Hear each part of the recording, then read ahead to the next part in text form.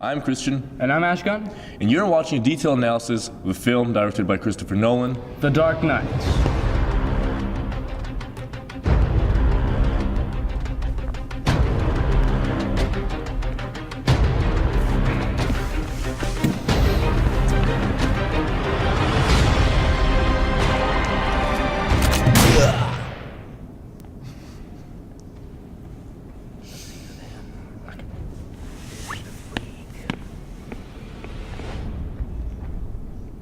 The Dark Knight.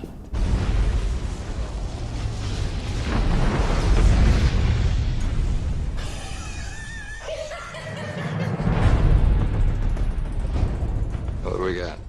Nothing. No name, no other alias. Clothing is custom. Nothing in his pockets but knives and lint. Evening, Commissioner. Why so serious? Created in 2008, this film is the sequel to Batman Begins. Directed for Christopher Nolan, exploits the use of camera angles, sound, narrative construction, and actors' performances to create a feature film like none other you've seen before. Looking specifically at the cinematography used in this film, the choice of shots depicts the rising tension of the scene. As shown through these multiple clips, the use of different shot types that creates a director's intended mood. The action starts with an establishing shot of the setting. This gives us a sense of the environment, and the gradual track-in indicates the rising tension that is to come. On top of this, there's a constant movement in the shots that follow, creating a very hyped and dramatic effect. It's clear to see that repeating track-ins keep bringing us closer to the action that no one ever so desires. Throughout the scene, multiple deaths do occur. In order to enable a better processing of these events, static shots are used. The lack of motion within different shots lets us analyze critical features that the visual carries, like the background details or the character expressions. Thanks to the cinematography, we are not solely bound to the acting in order to understand different characters. Nolan dictates the sense of authority a character carries by using camera focus to his advantage. Shots like this indicate a change of power between different characters, where the emphasis is put on a specific persona by blurring out another. That is correct. Now, the sense of authority is also presented through the framing of various characters. Close-ups at a low angle deliver a feeling of power at the represented character, whilst wide shots do the opposite. Yes, that is true, Christian. This is because when you are looking at a low-angle close-up, the dominant in the frame, the subject of the shot, is right in your face. This kind of indicates an authoritative figure, something like a boss, someone who is in a higher hierarchical position than you are. However, when looking at a wide shot, you are very distant from the subject in the frame. This creates space between you and your dominant subject that you are currently viewing, and therefore makes him less significant in your eyes of power. Now, to sound. So, cinematography is not the only factor that plays a major role in defining the ultimate film. When analyzing sound, we see that the tension and drama is built up just as much with audio as it is visually.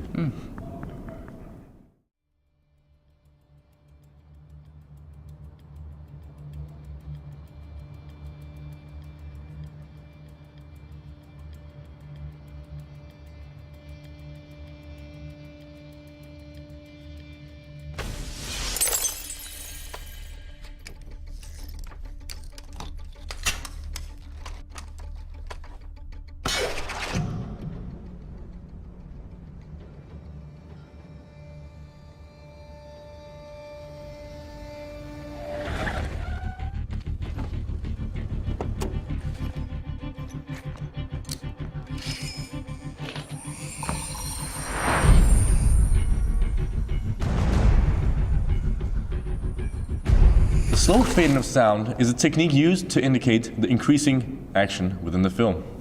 Christopher Nolan's decision to omit sound in the first shots and to use sound as a tool to launch the film enables him to emphasize the core of the operation. The sound also expresses the importance of specific characters, such as the Joker.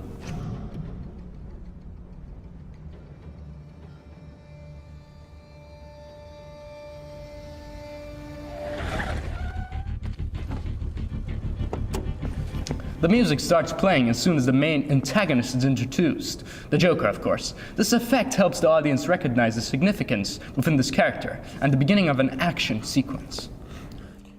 Throughout this scene, many ambient sound effects also do come in play. The whole premise behind an ambient sound effect is to create the ambience. The job is very important here because if done right, the mood is set for your audience. The mood is obviously a very key critical factor to consider whilst making your film because it will identify the fact if the plot will have its overall impact on the viewer or not. If you can set the right mood, the viewer will believe what they are watching. The sound effects in this movie accomplish that perfectly. Now, though most of the aspects of The Dark Knight are exemplary, the editing, in my opinion, is not as smooth as expected.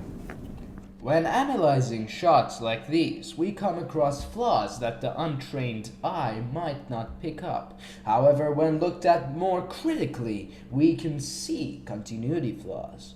In the first shot, we see as this man, as this enemy, bends down to tie this woman's hands.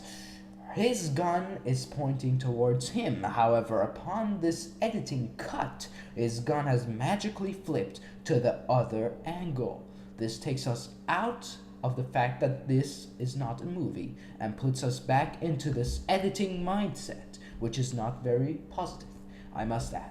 Now, in the second shot, we see this car scene, and the man in the back is fiddling with his gun. However, upon cutting to the front of the car, we see that his gun has magically been put down, and he is sitting like a normal person doing nothing.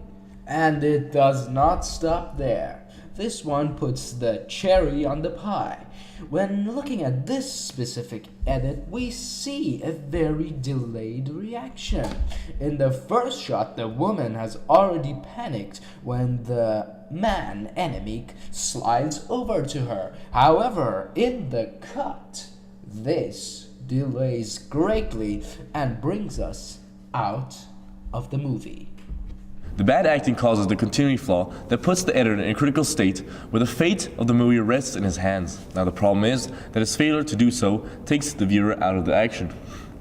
Good point. But though we cannot know the real intentions of the editor, one can also say that this cut was deliberate. This depends on how the shot is interpreted and whether the shot is being analyzed or merely observed. The effect may also vary based on the audience type, of course. The narrative construction within the movie exploits a variety of symbols expressed visually. In the beginning of the film, the character takes off his glasses, indicating that his eyes have been opened to the world. As we can see, Christopher Nolan goes with the choice of reading glasses instead of sunglasses. The choice here is obvious. Reading glasses are realistically something that are used for people with hindered eyesight. When taking these off, there is indication of this metaphysical barrier dissolving. Analytically, this foreshadows the fact that this banker has now become a Banff and is going to pick up his shotgun and go kill the enemies. On the other hand, the breaking of the glass implies a beast is being uncaged. The Kraken is being released. Release the Kraken! Yet another interesting analytical approach by Mr. Nolan. We can see he is using something as an office, with glass windows to be precise, an office that is an enclosed environment, to release a beast, to unleash this other side of a innocent banker who has been sitting and working in his office the whole day. The symbolic value behind this shot of breaking the glass and having this banker walk out of it indicates the fact that he is being released. As previously stated, the Kraken has been released in Christopher Nolan style. Nolan's intentions come across perfectly in his blockbuster masterpiece, The Dark Knight. As analyzed, we see that his use of narrative construction, editing, cinematography, and sound make the movie what it ultimately is. Thank you for watching this review of The Dark Knight. I'm Ashkan and Kristian. I'm Christian Woldrich. And you just watched another episode of Critics.